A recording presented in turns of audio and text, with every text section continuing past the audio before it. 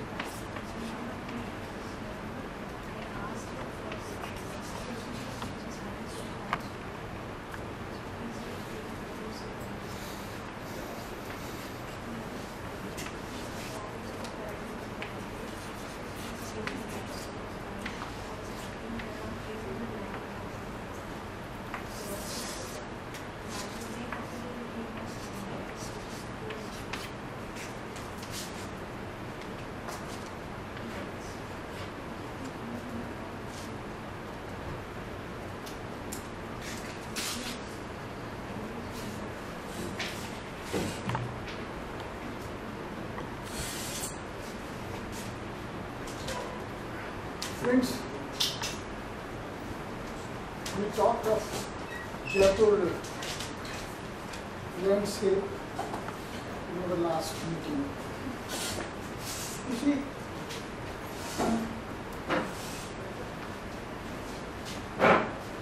the theme that I want to continue with you in this series is primarily about the landscape. And finally, I want to talk about India's landscape. India as a landscape. India a landscape. So, my strategy is that you should be able to first comprehend that this landscape is a many-dimensional concept. It's not one-dimensional. I have written these 4 terms on the blackboard. Can you read them? Can you read them? What are they? Ecozone, habitat, biosphere, and landscape. Now, ecozone can also be written as ecospecificity, ecology, ecosystem, but that would more or less be one concept. Now, do you have any familiarity with these 4 terms? What is the ecozone? Any idea?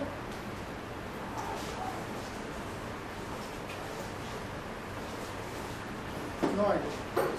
There is a forest, animals,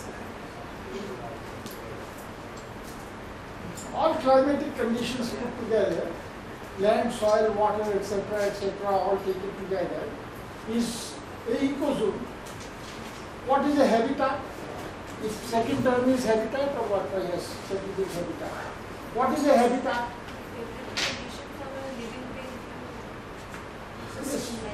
It's a habitat in which something can be described as key and something can be peripheral, but it is more or less the same thing that is ecozone, that is ecospecificity, that is the ecoregion. Ecoregion and habitat are not very different from each other. What is the third? Biosphere. What is a biosphere? Combination of atmospheric givens and soil conditions and whatever they are generating, whatever they are creating, that is a biosphere, in which you have a biodiversity, in which you have a biolife, in which these conditions are there. There is some kind of a air, water, sun, soil, etc. And what is a landscape? Of course, you must be very familiar with paintings. You don't have a landscape here. There are portraits and there are other things, but you don't have, I don't know what is it, I can't see that. So, landscape, of course, you all know, in painting, landscape is when you capture a image in nature, a large image in nature in which sky is there, land is there, water is there, some greenery is there, some life is there, all things put together makes it landscape. Since we have to discuss and I wish to familiarize you with India the landscape, India a landscape.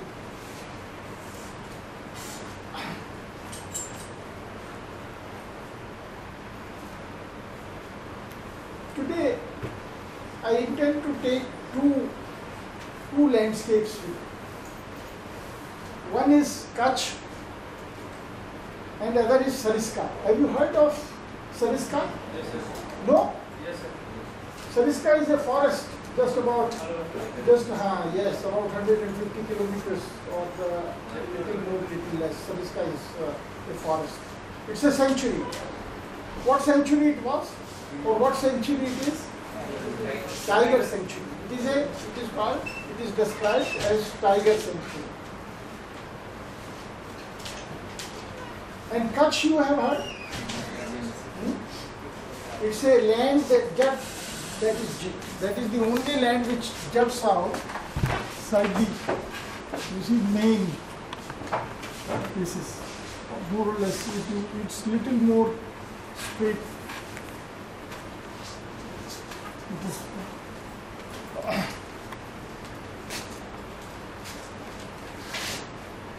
you know, this Kutch is once again a very major colony of flamingos. Not very long ago, in the 70s, about 1 million or more than 1 million flamingos used to nest here. And this was the season. It is the season. This monsoon is the time when these flamingos, almost 1 million or more flamingos, as they were counted by all kinds of aerial surveys, they used to come, nest. They nest on ground. They don't nest on a tree. Flamingos do not nest on a tree. Flamingos nest on ground. But they collect this soil and build their nest and lay their eggs and hatch them and spend till about winter time they stay in the, so it was their home. Kutch has two, what do you call them? Two marshes, run. You see, it is the only landmass which has a north-south drainage. India is primarily a east-west drainage. See, whatever water comes to this land it flows into the Arabian Sea, which is our west drainage, or it flows into the Bay of Bengal, which is our east drainage. But this drainage, this is the only exception in India where it drains into the bay here and into the Arabian Sea here. So it is north-south. This is north, this is south. So this is north-south drainage. This is the only watershed which is a north-south watershed. And this is a greater run and this is a smaller run. And this greater run was the home of flamingos. And flamingos used to come in lakhs, because counting was until about 1977, the count was around 1 million or more than 1 million nests. It used to be photographically, it used to be aerially counted. Now suddenly in 79-80 it was discovered that flamingos have abandoned this sanctuary. Now why would flamingos, perhaps this was one major sanctuary, there might be some minor sanctuaries that flamingos were utilizing or habitating, but this was their major sanctuaries and they abandoned it. Can you guess why would anybody abandon his home? Pardon? Pollution. If a home is rendered unlivable, if somebody's home you make unlivable, he will have to abandon it. So somehow we did something to the habitat of flamingos in Run of Kutch that flamingos abandoned.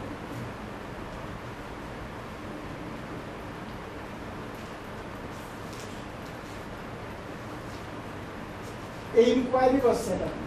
At that time, this Janata government was there in Delhi.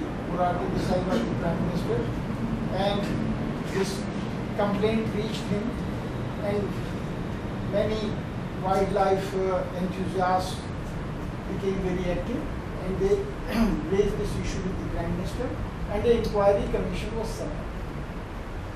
Of course, that inquiry report has never been published.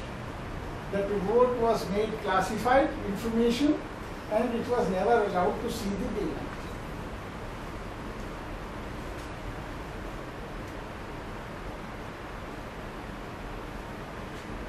So, how could such a vast ecosystem or habitat be rendered so useless that birds, flamingos would abandon it?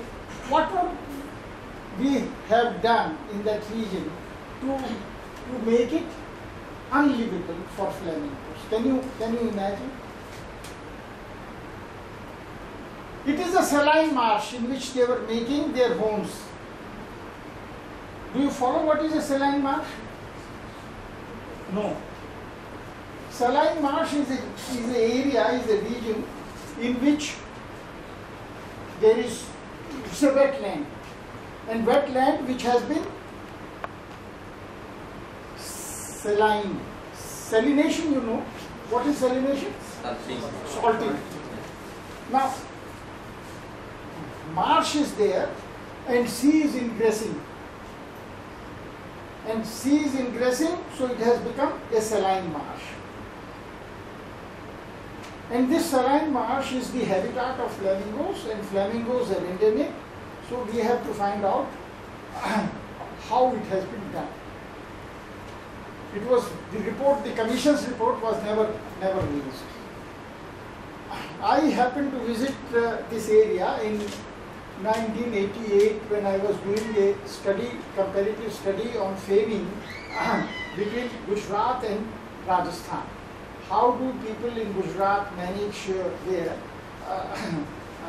when drought conditions are there, when famine conditions are there? So I was visiting this region.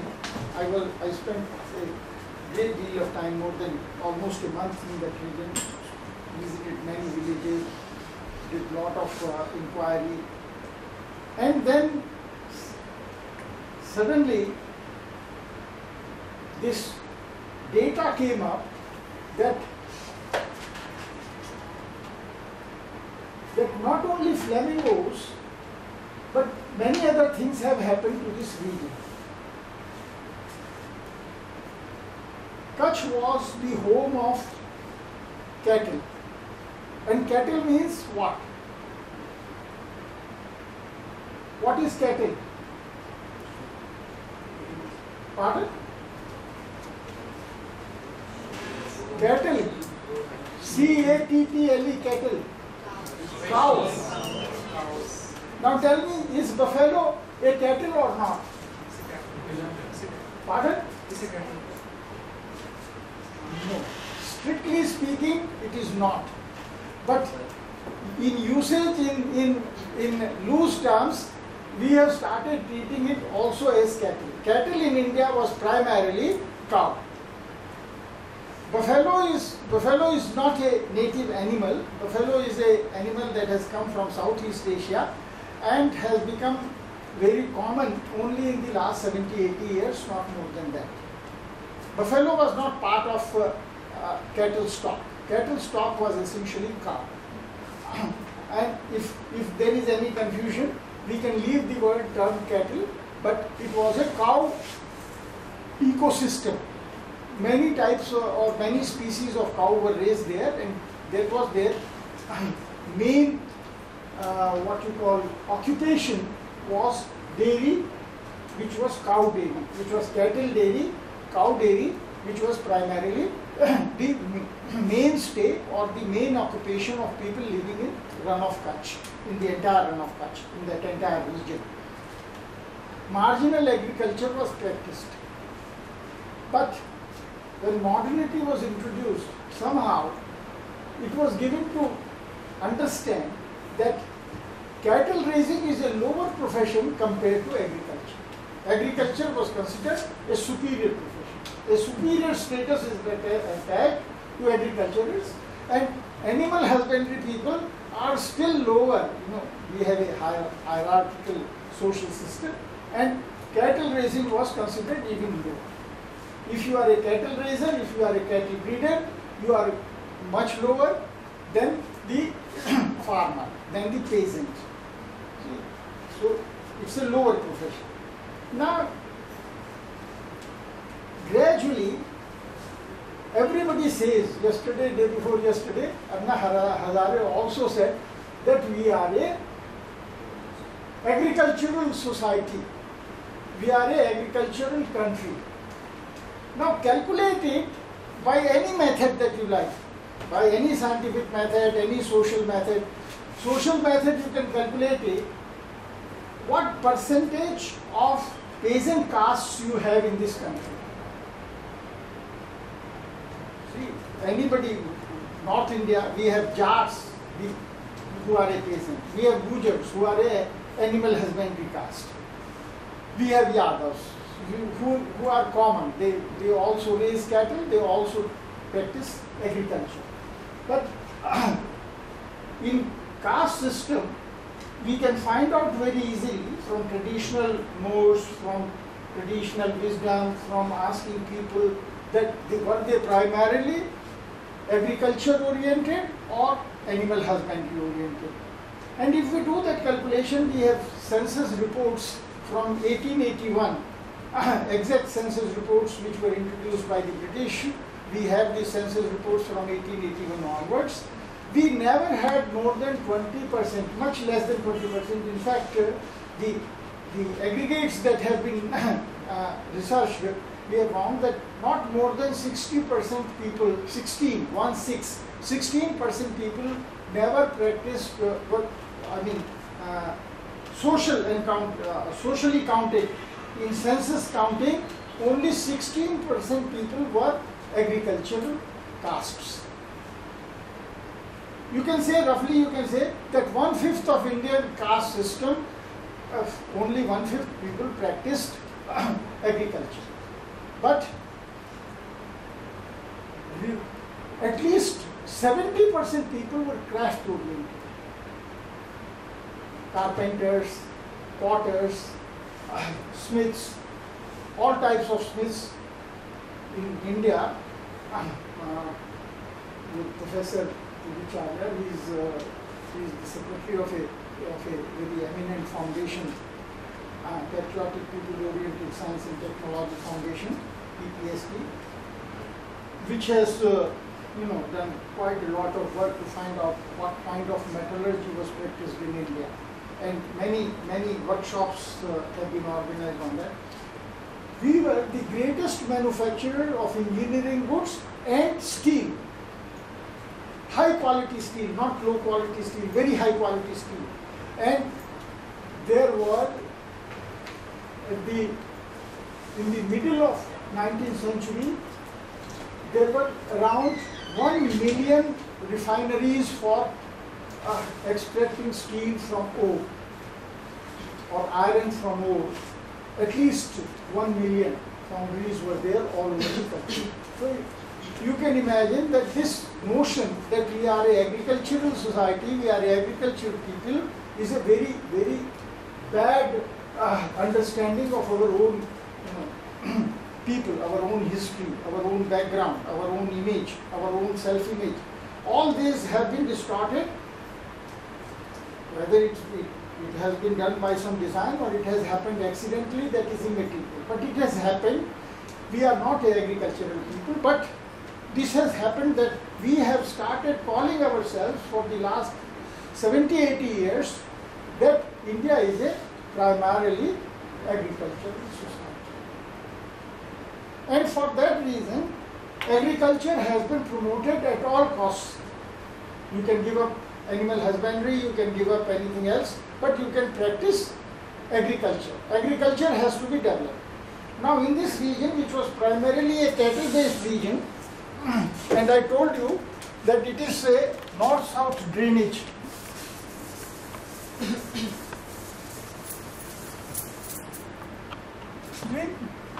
It is like this. It is Kutch is called because you know Kachua, tortoise. It is like tortoise. So this tortoise is like this, and this tortoise from the plateau there is northward drainage and there is southward drainage. And this drainage, Kutch has about 20 inches would be how much? About 45 centimeter, 50 centimeter, but 15 to 20 inches rainfall area. So it is not an ordinary drainage, it is a fairly significant drainage. This tortoise shape, it's the plateau. From the plateau, this tortoise is north-south, so there is whatever rain comes, it drains either into the Great Range or into the Little Range and goes to the sea. Now what happens? That it is a grassland. It is also called that we use that word bunny that day. B-U-N-N-Y. Bunny. Bunny Park we talked when we were discussing Jaipur. This area was also called Bunny. And it was a grassland.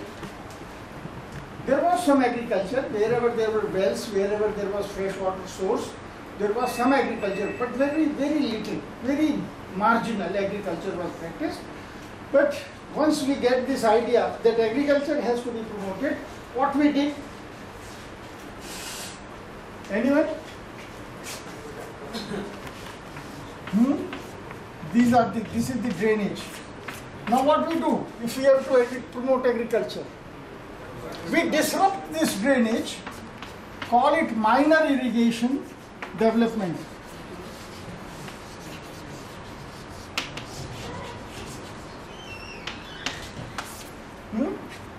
This minor irrigation is practiced how? How agriculture is to be promoted?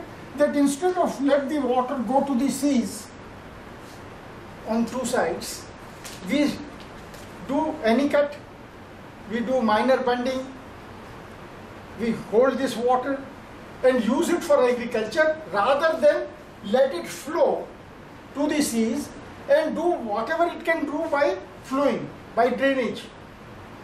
What does it do when it is simply flowing into the sea? Is it doing something or not? No. Pardon?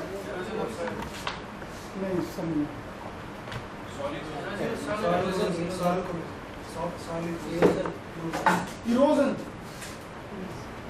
Restricting the ingression of saline water. When it is flowing, yes, that is one very important thing, that it stops ingression of saline water. And this is a very important issue when we are discussing the whole landscape. Increase of salinity has to be stopped. That is one very important thing. But in protection terms, in productivity terms, it is also doing something else when water is flowing. When monsoon comes, what happens? What kind of change your campus acquires during the monsoon? Pardon? Speak loudly. Cleans.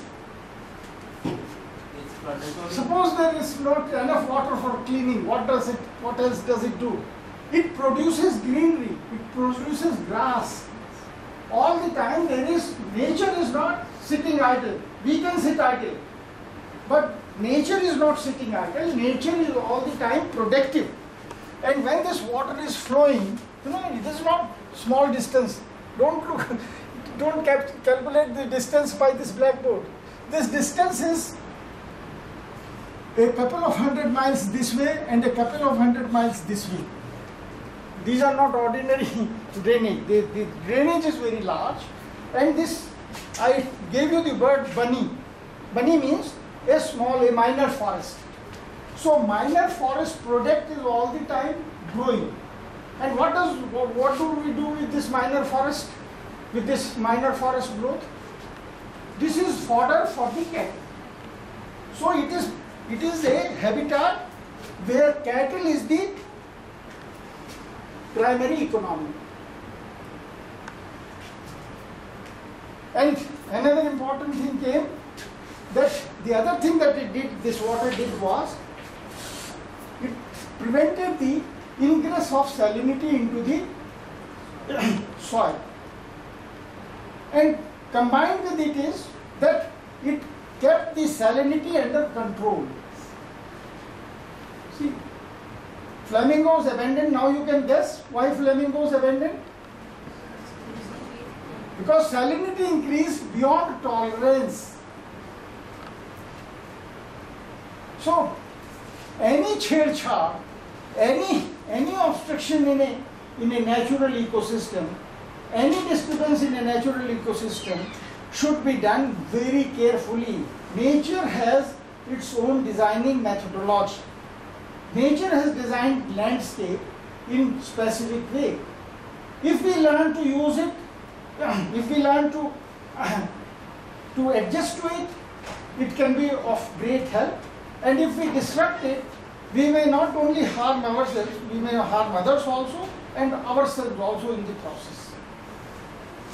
Now this region, which was primarily a cattle-based economy, has become buffalo-based economy, and buffalo and some agriculture, but the salt ingressing is very much. But then nature keeps on, playing many roles. Somehow the salinity has again been reduced a little bit, and not 1 million or more than a million flamingos visit, but about 100,000, more than 100,000 flamingos have again started colonizing there or they have discovered some spots which are not as saline as the other spots are. So about 1/10 of the colony has revived and it is there. So this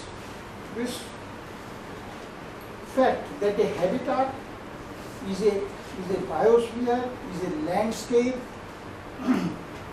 is an ecosystem which needs to be appreciated in various contexts. What is the rainfall, what it does, what happens, how people have over thousands of years lived there. The Maldharis of Kutch are not immigrants or who have arrived in 100 years or 200 years. The Maldharis of Rann of Kutch have been living there for thousands of years. And it was the very important region for a large number of species, 2-3 species. One was Gir, another was Sanchori, and more species. I will have to look in the papers, but I can't remember all the names. But there were large number of cows, cattle, which were raised in this region and which were a very important resource. It was one of the most important biosphere for cattle raising and for plasma. What is bioplasma? What is it? Plasma is germ plasma. Each species of cow, India has the largest species of cow, cattle, and this germ plasma is a very, very rich resource. You can destroy it easily, but nature will need thousands of years to redevelop it, to regrow it. So, habitat has to be understood in a number of contexts. So, this is one habitat which is very significant. Do you have any idea how many types of biospheres this earth has?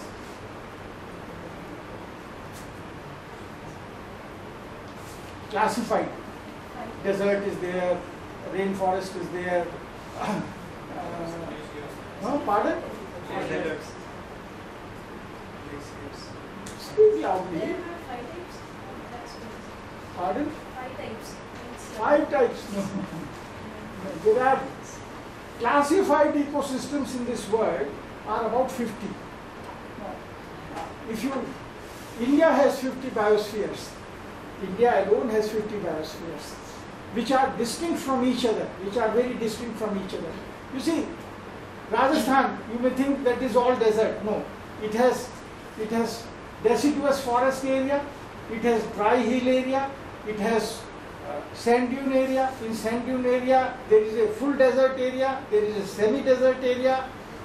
Like that, you see, a landscape differs from another landscape.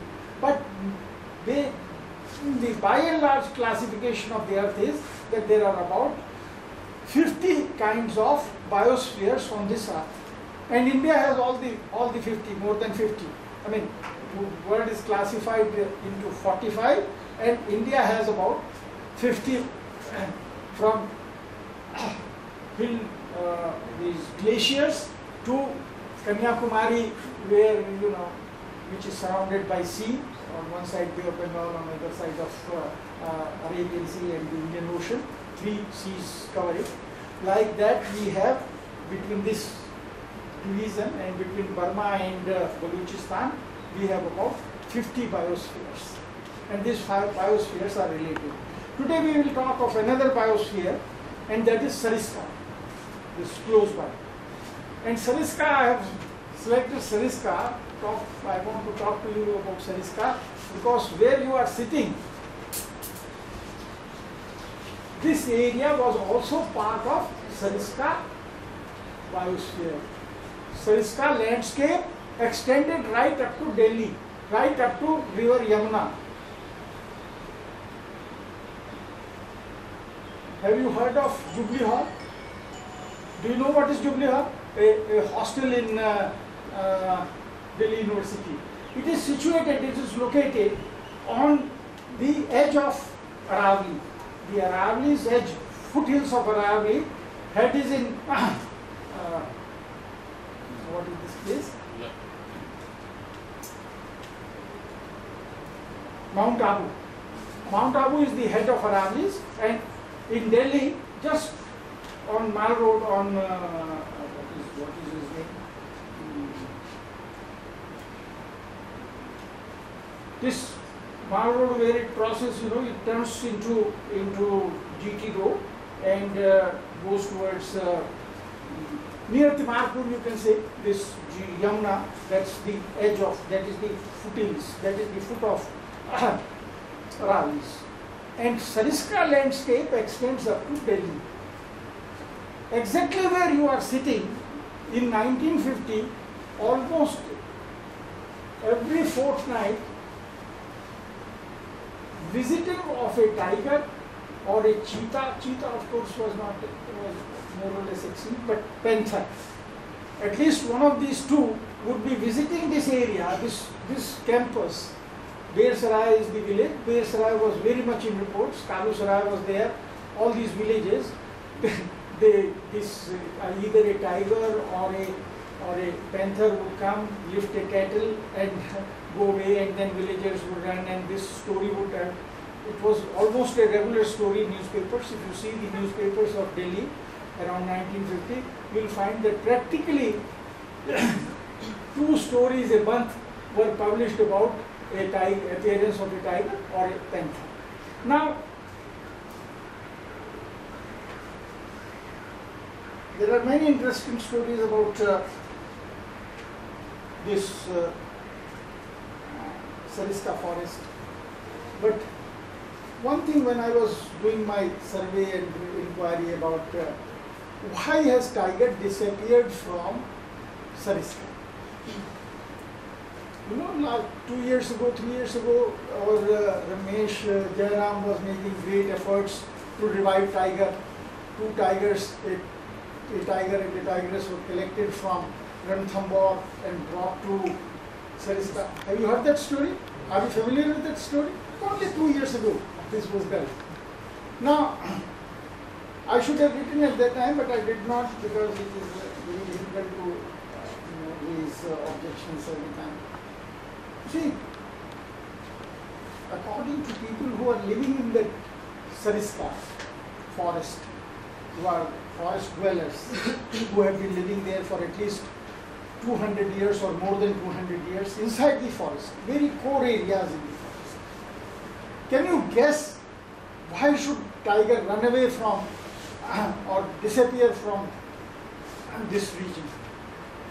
The forest is all right. Forest has not been disturbed very much. But something has happened which has disturbed the ecosystem so much that tigers don't want to stay there at all. Even panthers don't want to live there. The cattle is not there. Pardon? A little louder, please. Maybe the cattle is not there. Cattle? It's not there. Correct. Exactly, that is the reason.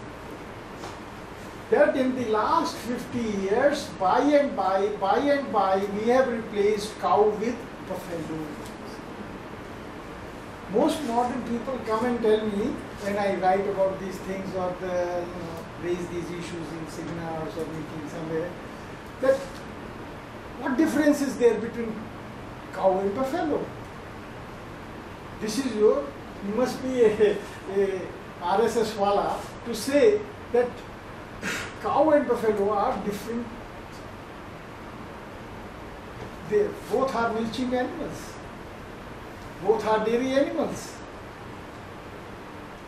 But I was told by the villagers in Sariska forest, in deep forest, that tiger has disappeared because tiger does not like the smell of buffaloes. It doesn't use the right deodorant. Acts of followers and They have by experience learned that once buffalo is introduced in a forest, tiger and panther start abandoning it. Cheetah was the first to abandon. Cheetah became extinct in India only in 1939. 1939, last cheetahs are sighted between Delhi and Udaipur, Nathdwara, Udaipur, this Mount Abu area. 10 more minutes and then we may like to discuss. Okay. Maximum 10 minutes. 10 minutes is enough. 10 or I 5 more or minutes, less, yeah. I more or less complete. Now, I started asking these villagers that how do you say that? They said that there are many distinctions, but one distinction is this also, that buffalo is a very heavy animal and lifting it is difficult for a tiger. Tiger can kill buffalo all right, but carrying it to a safe spot where he would eat, you know how does a tiger eat? It's killed. Not the same day. It cannot. No tiger can kill a whole buffalo or a whole cow in a day. It has to eat it over 7 days, 10 days, 15 days, and it likes stale meat. Tigers, panthers, these big cats, they have a taste, they have a palate for stale meat.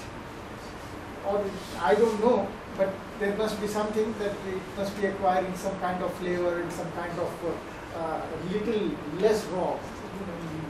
Mutton must be getting matured, or must be some kind of thing must be developing into it. The tigers generally prefer to eat over a long time. 10 to 15 days they can take. So these foresters who are living there had observed that it is very difficult for a tiger to carry a buffalo, but cow they can lift easily and carry it to a safe place where they, semi-hiding.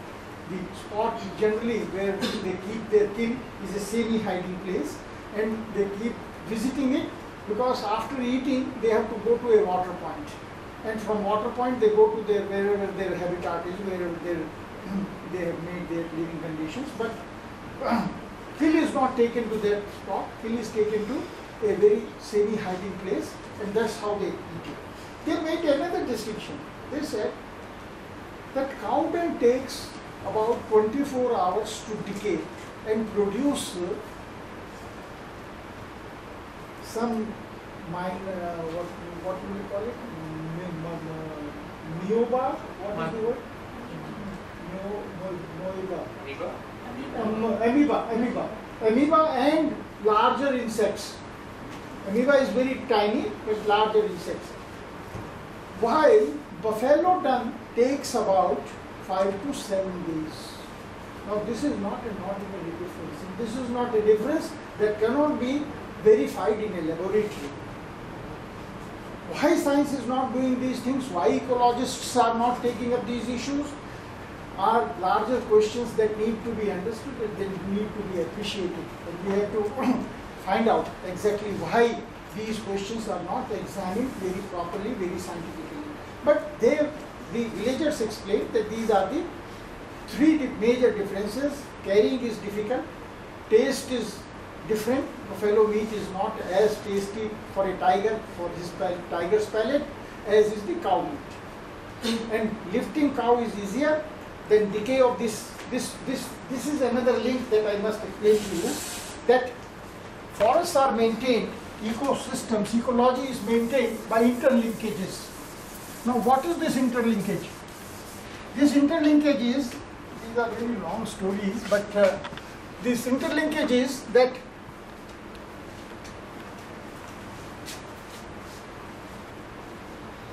partages are as important for maintaining a forest as tiger. Tiger is the most important in any case.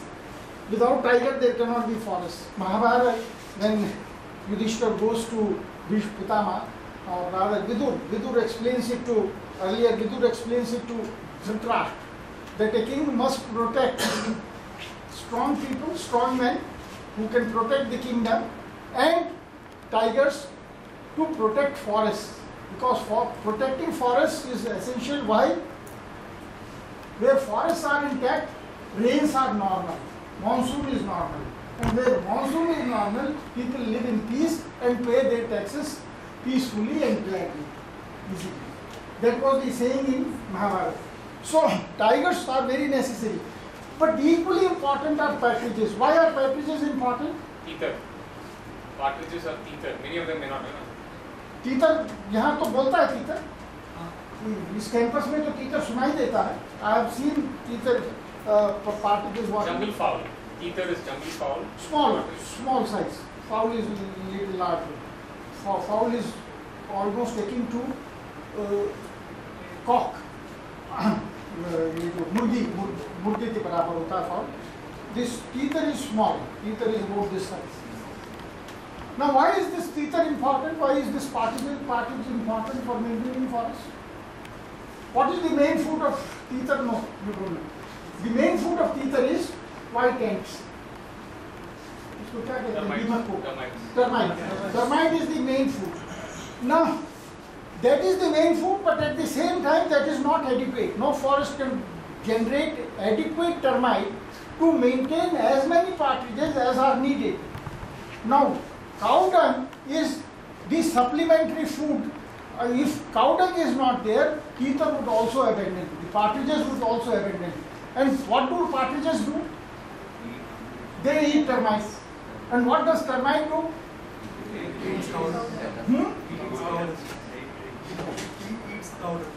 Cow dung nahi. Sorry. Termite would eat up a whole forest. A green forest can be finished by termite in a matter of couple of years, 2-3 years. If termite is not, if the balance is not preserved, if there is not adequate partridges, peacocks and other such birds who live on, who flourish on termite are not there, any forest can get destroyed.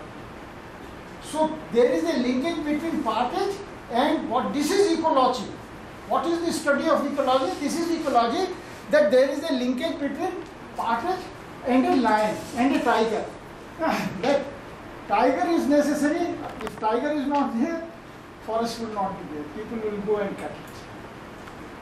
When tiger is there, see, villagers say that if a tiger makes a road once in a month, people dare not enter that forest at all. Nobody walks into the forest with a kulhadi or anything that, that can. So tigers are equally necessary, but partridges are equally necessary, and termite is equally necessary. You can't take what you call these Good night bats. ये Chemicals. ये जो आजकल जो इस्तेमाल करते हैं ना पेंटिसाइड insecticide and kill termite in a forest, because termite is as important to preserve a forest as this. So this linkage between these ecosystems and ecosystems, this is a tiger, this was a tiger ecosystem, this was a tiger panther habitat. Cheetah was also there during 20s, 30s, up to 30s, cheetah was also there. See, India is the only land on earth. It is the only landscape on earth which has lion, tiger, panther, cheetah, all the 4 big cats. No other forest, African forests, which are rainforests, which are one of the best forests, but they don't have tiger. They have lion, they have panther, they have cheetah, but they don't have tiger. America does not have lion and tiger at all, both the continents. Australia does not have.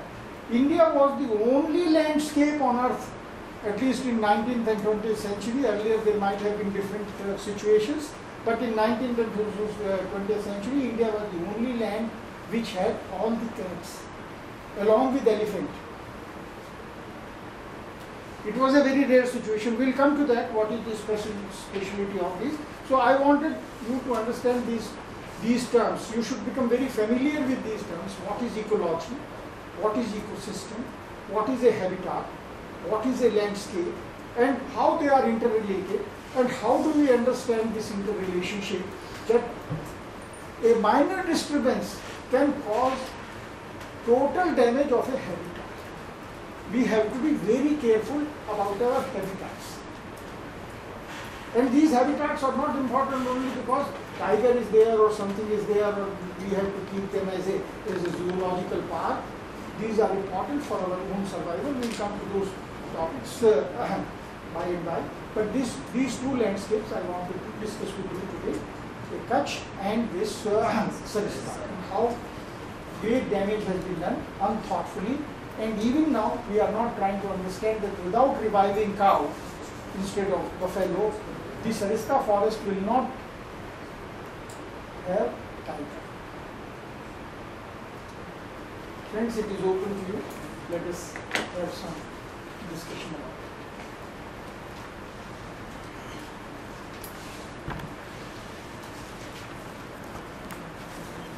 it. Any confusions, please, without, like you said something that was just there to say.